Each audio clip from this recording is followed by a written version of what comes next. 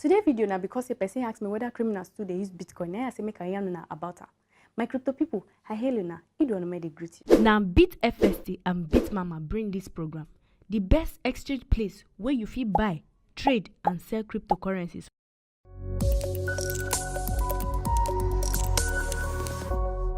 As we don't begin today waka of crypto matter on top Crypto TV Plus, the most trusted source of cryptocurrency news. Make you no reach halfway, come tell me say you don't tire. Make sure say you watch this video finish. People don't give Bitcoin plenty name. Some people say na money where criminals or 419 they use. Some people even call them MMM. Now bracket name people don't give Bitcoin. Chai. But one thing we sure be say Bitcoin and money and no money where criminal or 419 no fi use. Before I talk plenty, make I ask you this question. I beg you get money where 419 no fi use. I beg get money where criminal no fi spend.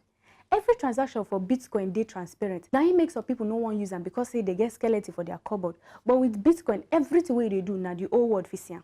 As Bitcoin be normal money wey be say it is safe and easy to use, you know me say 419 no fit use am now. Just like our normal paper money like dollar, naira, pounds and the rest like that then, no money wey 419 no fit use. Two things wey you guys know na number one, as information dey plenty on top Bitcoin ecosystem, na so e dey become clear for everybody to see am. So for those people who wan take and do bad thing, everybody go fit see am.